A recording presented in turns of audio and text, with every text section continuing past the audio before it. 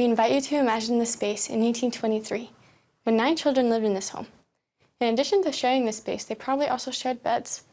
We don't know exactly what this space looked like, but it's possible that 1 or more of the 3 daughters slept in a small room, and that the 6 sons slept in a larger room, probably in 3 beds.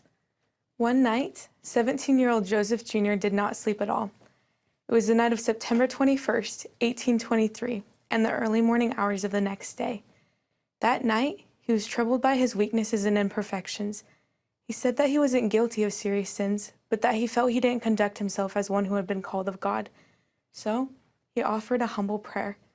He asked for forgiveness of his sins, and he asked to know his standing before God.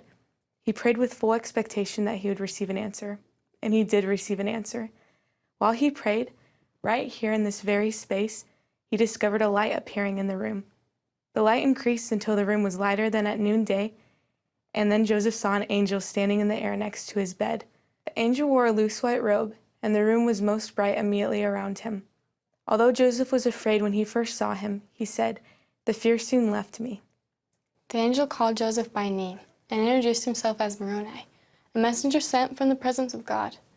His first message was that God had a work for Joseph to do. He told him of a book written on gold plates buried in a nearby hill.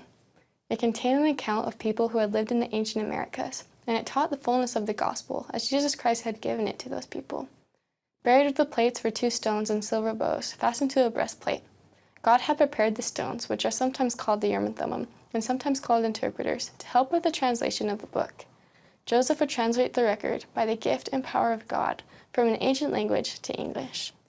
After Moroni told Joseph about the plates, he quoted prophecies in the Bible about many subjects, including the Lord raising up a prophet in the last days, the restoration of the gospel of Jesus Christ, God's covenant with his children, the gathering of Israel, Elijah coming to plant in the hearts of the children the promises made to the fathers and to turn the hearts of the children to their fathers, priesthood power and authority, spiritual gifts, Jesus Christ's second coming, and millennial reign. Moroni said that Joseph would someday be able to obtain the gold plates, but that he must never show them or the other items to anyone unless God commanded it. While he talked about the plates, Joseph saw a vision of the exact place where they were buried. After the angel finished his message, the light in the room gathered around him, and the rest of the room went dark again. Then Joseph saw a conduit open up to heaven, and the angel went up through that conduit until he was gone. Joseph lay in bed, thinking about what had just happened, and then the angel returned, just as he had come before. Moroni shared the same message and added warnings about adversity that would come to the world. And then he ascended to heaven again. By this time, sleep had fled from Joseph's eyes, and he was overwhelmed in astonishment.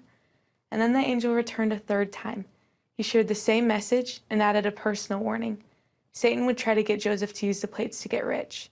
This would be especially tempting because the Smith family was very poor. Joseph would not be allowed to obtain the plates until his only reason for obtaining them was to glorify God and to build up his kingdom. Just after the angel ascended the 3rd time, Joseph heard the rooster crow outside. He realized that his interviews with Moroni had lasted all night. Now it was time to begin the day's work. So he got out of bed, got dressed, went downstairs, and started his everyday activities on the farm. Let's go outside where we'll talk about what happened later that morning.